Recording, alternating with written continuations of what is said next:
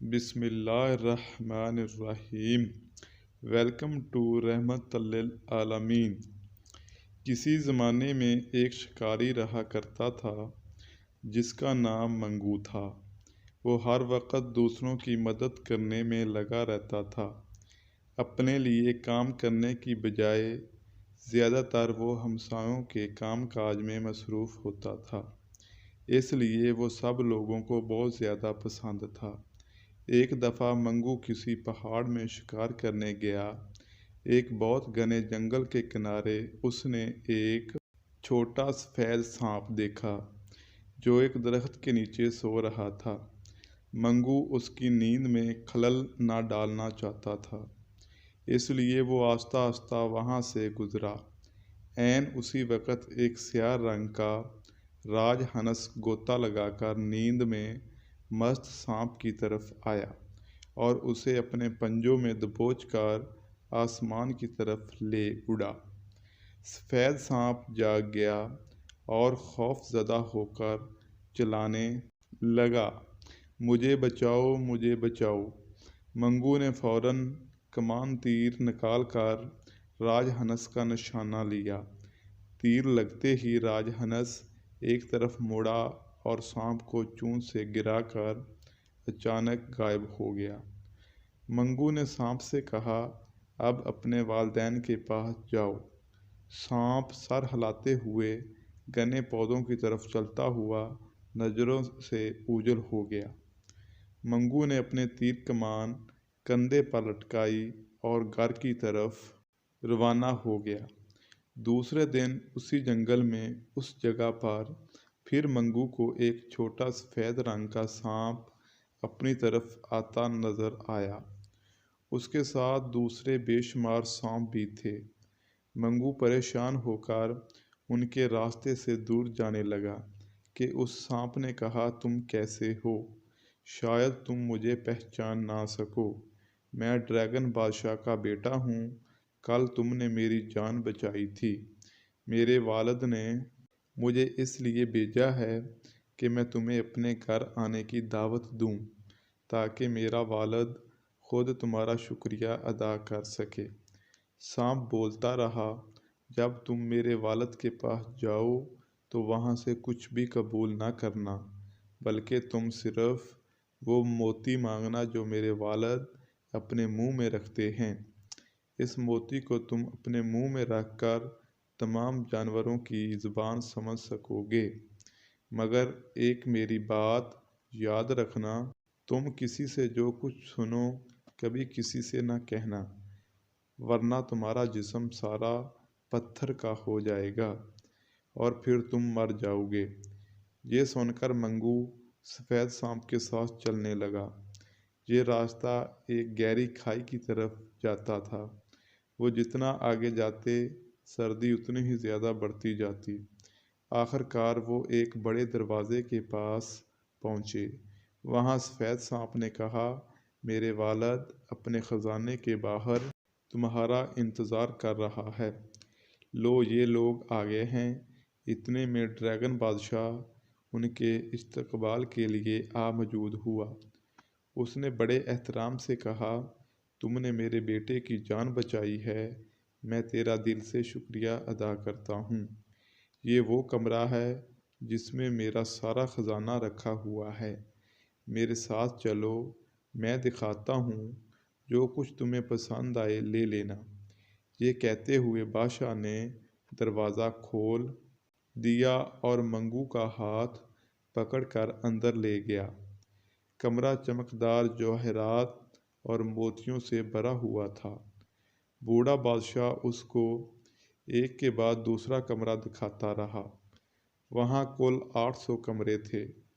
وہ تمام کمروں کے چکر لگا آئے، مگر منگو نے کوئی چیز بھی نہ اٹھائی۔ یہ دیکھ کر بادشاہ بہت حیران ہوا اور اس نے کہا، کیا تم میرے خزانے کی کوئی چیز لینا پسند نہیں کرو گے؟ منگو نے کہا، یہ سب چیزیں بہت خوبصورت ہیں، لیکن صرف سجاوٹ کے لیے ہیں۔ میں ایک شکاری ہوں، اس لیے یہ میرے کام کی نہیں ہیں۔ اگر آپ مجھے کچھ دینا چاہتے ہو तो वो मोती दें जो आपने अपने मुंह में रखा हुआ है।